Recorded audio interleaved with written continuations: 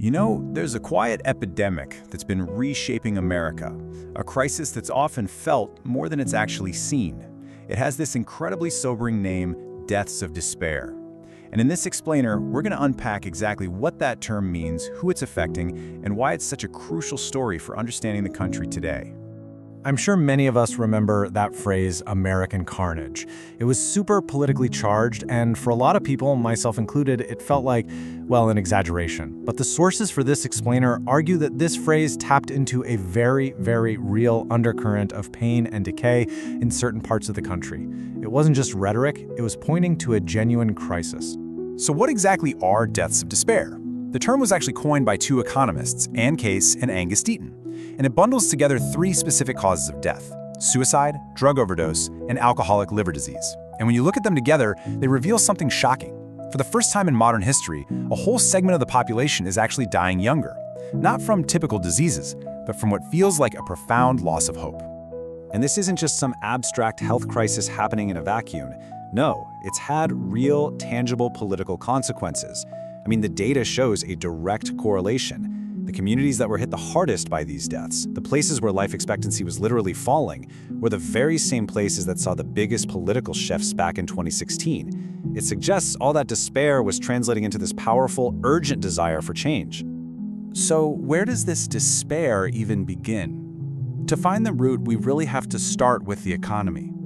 More specifically, we have to ask what happens when the very nature of work and the dignity that comes with it starts to vanish for an entire generation of men. And this is absolutely crucial to understand. The loss isn't just about a paycheck. For generations, having a steady job was a pillar of a man's identity. It gave you purpose, it gave you structure, a role in your family and community. So when you kick that pillar out, it leaves this huge void that money alone just can't fill. This loss of dignity, well, it often triggers a devastating chain reaction, a real downward spiral. The pain of being jobless can lead to self-medicating. That, in turn, can lead to legal troubles, which makes it even harder to get a job or maintain stable relationships. It's like a cascade that doesn't just pull down the individual, but the entire social fabric around them. Now, if that economic despair was the kindling, the opioid epidemic was like pouring gasoline on the fire. This was a crisis of pain, both physical and, existential, and the numbers behind it are just staggering. 70%. Just let that sink in for a second. 70% of opioid overdose deaths in the US are men. Now, of course, the crisis affects everyone, but this one staggering number shows that whatever forces are driving this specific kind of despair, they are incredibly powerful and profoundly gendered. This brings us to that classic chicken and egg question that researchers have been wrestling with for a while. Does losing your job lead you to use opioids to numb the pain? Or does using opioids make you unable to work in the first place? The answer, as it turns out, is it's not that simple. The reality is it's a vicious feedback loop. The cause and effect runs in both directions.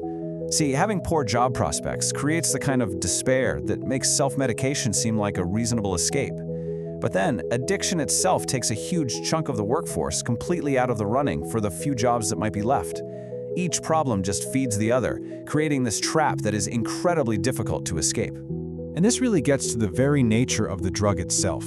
Unlike other substances that are often used in social settings, opioids are drugs of isolation. They're about numbing pain and retreating from a world that has just become unbearable. Their use is a symptom of a really profound disconnection from everything. Okay, the second major driver of these deaths is suicide. And when we look at the data here, a stark and deeply, deeply concerning gender gap emerges.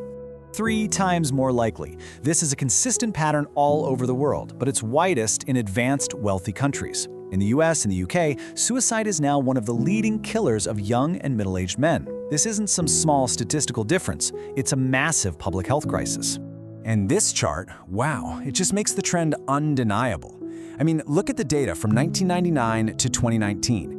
You can see a significant rise in suicide rates for American men across every single age group you see here, from teenagers all the way to middle-aged men. And while rates for women have also risen from a much lower base, the sheer scale of the increase for men is just alarming. All right, so we've looked at the economic factors. We've looked at the big drivers like opioids and suicide, but what's the underlying cause here? What ties it all together? The source material argues that it all boils down to something much deeper, something existential, a crisis of purpose. This quote from the author Barrett Swanson just captures the feeling perfectly. It's not always a specific, nameable condition, like addiction or depression. It's this vaguer, more pervasive sense that your life just lacks meaning, that there's no clear role for you to play anymore. A quiet desperation. There was this study in Australia that tried to get to the bottom of this feeling, and what they found is just heartbreaking. They looked at the words men who had attempted suicide used to describe themselves, and the two words that came up most often? Useless and worthless. This isn't just about feeling sad. It's about feeling like you have no value to anyone, not even to yourself. And this brings us to the core argument of this whole thing. The root cause isn't just unemployment. It's a feeling of what's been called cultural redundancy. It's the sense that the traditional roles men were expected to play, the provider, the protector, the builder, are just not as essential in our modern economy. This isn't just an economic crisis. It's a full-blown crisis of identity. And that leaves us with this final, really big question. The story of deaths of despair is really the story of what happens when a fundamental role in society just disappears. It's a question about economics and health and culture, and figuring out an answer is one of the most urgent challenges we face.